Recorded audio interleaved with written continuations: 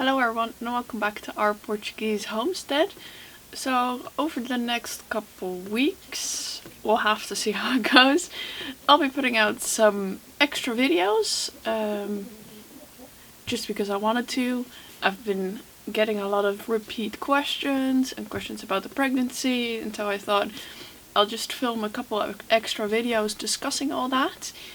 Just because I know that not everyone is interested in me just chatting for 10 to 15 minutes, so I'll make them as extra, and then if you're not so interested in that, you can just watch the vlogs on Sunday, and I'll have to think about when I'll be putting out these extra videos.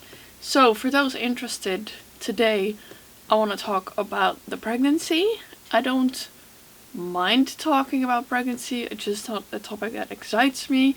I don't particularly enjoy being pregnant, but I thought, just why not an extra video about some of the questions that you have about this pregnancy and how it is here in Portugal, how we're gonna do it, all that jazz. So that's what we're going to talk about today. I have my notes. I did ask you guys on the community tab here on YouTube if you have any questions. And I did also ask you on Instagram. So I'm not really posting on my feed right now, but I do post in my stories quite a lot. So if you're interested, do give me a follow over there. And then for the next couple videos that have particular themes, I'll also put a question box in the stories there. So follow me on Instagram. I'm not one of those fancy influencers who has the very newest iPhone. I have an old iPhone 6 with a crack in the screen. So that's why I also put down my notes. Anyway, to start, I'm about 22 weeks right now. I'm not really exactly sure about the due date because we never got that first ultrasound where they say this is your due date, you're this many weeks pregnant. So I can only kind of guess when we conceived and therefore when the birth will be. So that makes around, I keep like that week thing counting. I just, like, the weeks are just the same for me, so I'm not really good at keeping track on that. But the due date is about the end of March next year, obviously. So yeah, we still have a little way to go. As you would have seen and would have known if you check in regularly, the first trimester for me was quite rough. It was a little bit worse than last time with Puck. I was nauseous 24/7 for about 2 months, and quite bad. So I was also being sick every day, every other day. So during that time I just kind of focused on staying hydrated, getting food in that the baby doesn't mind, and kind of just laying it out literally here on the couch. At the time it was also still a little bit warmer, so hydration was really key for me at the time, because if you're sick a lot, then that can become an issue. No fun. Luckily I didn't have to go to hospital, but it's definitely worse than many other women. Whew, I'm also getting out of breath already. And so now I'm fully in my second trimester, which wasn't really immediately, okay, now you're not sick anymore, you have more energy. I am still tired quite a lot, so I really need to be focused on not overdoing myself. And as last time, usually I'm quite an organized person, but my brain is just working at 25% capacity right now. So I can only focus on so many things and only remember so many things, which is quite, which makes pregnancy also quite a mental challenge for me. because I am the provider at this moment through YouTube, which is not a goldmine, by the way, as of yet. And so that means that I can't really focus as much on video making and content creation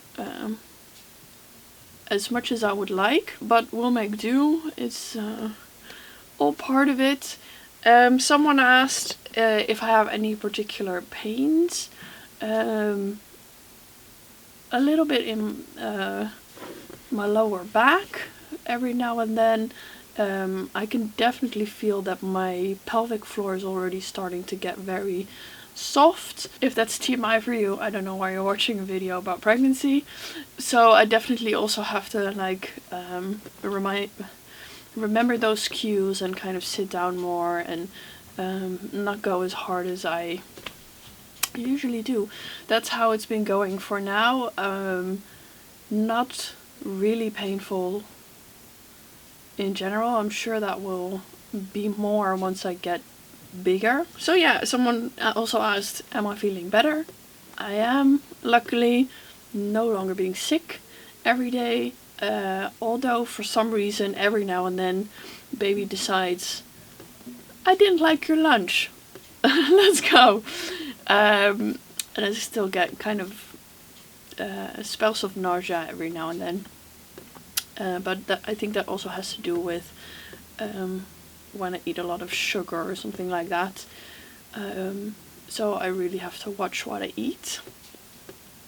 Talking about eating, any particular food cravings? Not really. Not really anything weird, anything special. I don't want to eat pickles all day, every day. Not to one particular food, although I do love clementines and oranges at the moment, but that's also because it's the season right now and they're very cheap and I always love them, so I've been eating a lot of them. I love food, as you know. I love cooking. Luckily they go hand in hand, but this pregnancy I've kind of learned again that I'm really a 3 meal a day kind of person. I'm not really into snacking. I mean, I'll eat fruit throughout the day, but really sitting down and having some, like, a proper snack is not really my thing. So I have had to do a lot more of that, just because I need to get more food into my system. And what I've also been doing is eat meat like once or twice a week, which is kind of new for us, as you might know from the videos where I talk particularly about food, specifically about food, because we used to be vegan. That was controversial. And I've been liking beef very much, which my mother says is special. I don't know. So we eat that once a week, just to get some extra nutrition and some extra calories, and just because I want to. So that's kind of the one specific thing that I'm more interested in right now. So that's all about how I've been feeling, what I've been craving.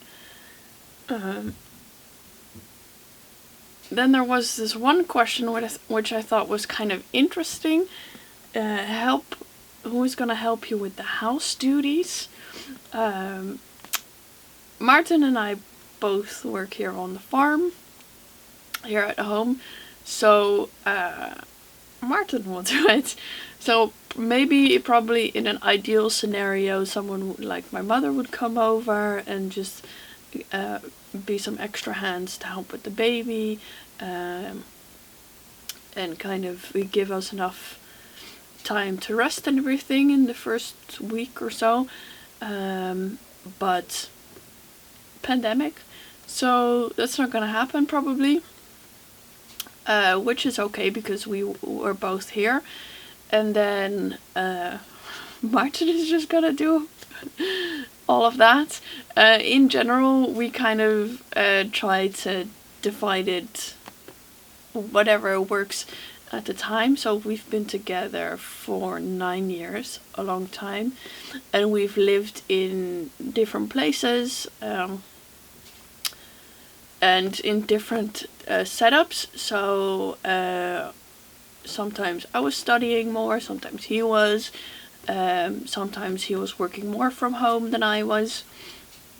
And so that meant the person who's home more does more housework. But if I'm recovering from giving birth, obviously he could do it as well. He's doing the dishes right now. So that kind of shifts and changes as the situation changes. So Martin's gonna do that. And now, probably the most asked question and the last thing that I'll talk about in this video. How are we gonna do the birth, and how is the pregnancy support here in Portugal, specifically here in central Castelo Branco area? There's a hospital in Castelo Branco that does everything you might need, as well as some private clinics where you can get an ultrasound done or talk to a gynecologist. But for that you either need to pay yourself or have insurance. But for all the checkups you can either go to your local doctor in the Centro de Saúde, which most villages have one. Or you can go to the hospital in Castelo Branco and they can do everything for you. So if you want to give birth in a hospital, you would go to the doctor and do the checkups there. So I would say pregnancy support is pretty good. There's a hospital here. If you live closer to Coimbra, there's also a good hospital there. But from what I've heard, and this is all just from what my friends who have done this here before have told me, is that it's quite traditional, and not like traditional in how they used to do it 200 years ago, but more like how they used to do it in the 80s in the Netherlands, where there's sometimes a lack of communication with the person giving birth. There's no you can't really move around, you can't really choose a position, it's just on your back. That's easiest for the doctor. And so it's kind of old school in that way, and which, I mean, it's fine. I'm sure they give you they want the best for you and for the baby, but for me, with my second birth, it's not something I want to choose. I don't know if I've said it before here on the channel, but we had Puck in the hospital. That was all fine and good. In the end, yeah, it was fine. But they're really focused on communications, giving you all the options, really talking you through it. And if something goes not as planned, then they really talk you through the options and give you a choice of what to do. So, and they're really focused on aftercare and also mental aftercare. So if you want to talk through the birth and kind of know what happened, all that stuff, you can do that with the doctor who helped you, which for me means that we've chosen to give birth here. I have chosen to give birth here, here at home, where I feel safe, where I can be comfortable, and hopefully do it quicker than last time, because last time it took 40 hours, a little bit more even. But we have hired a midwife who will come and help at the time, and who is doing like checkups every now and then. And then we need to get an ultrasound done soon, just like the half-term ultrasound to see if everything's there and if it's actually safe to give birth at home. Yeah, how can I explain this more? I would say I like to think about pregnancy and birth as something that's natural, and where if it's just a normal pregnancy, not much will go wrong. Because I think over the last couple of decades, it's really become a lot more medicalized than it should be, which also means that there's a lot more medical interventions than are necessary. So I would like to not have that. If I can do it at home, why not? But we have chosen to take on a midwife just because you do want someone there who has done it many times before, who kind of knows what can go wrong, who's also medically trained. So that was important for us, because here in the area there are a lot of doulas, who are just support people who come to support you through the birth, and maybe a little bit of aftercare, but not much or no medical checkups like looking at the blood pressure or just looking at signs for what's it called, pregnancy diabetes, or I'm forgetting the other, preeclampsia. So those are some of the things that that we do look out for. So I like to do this combination of, there are these medical things that you can quite easily do, that are non-invasive, and that can kind of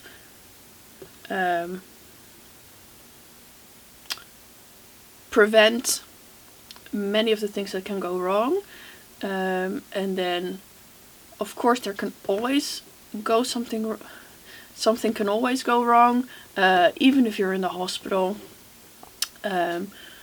But yeah, I hope that makes sense. What you can hear now is also how scatterbrained I am during pregnancy, so I hope I'm explaining myself a little bit. The hospital is not too far, by the way. Yeah, we live 20 minutes from Castelo Branco, so if need be, we can just drive there, which is about the same as we were away from a hospital before. So if all goes well, we'll do it here. I'm actually excited to do it so that the pregnancy is over again and birth can be it's painful, but it's also a very for me that was more the special thing than being pregnant. It's kind of like,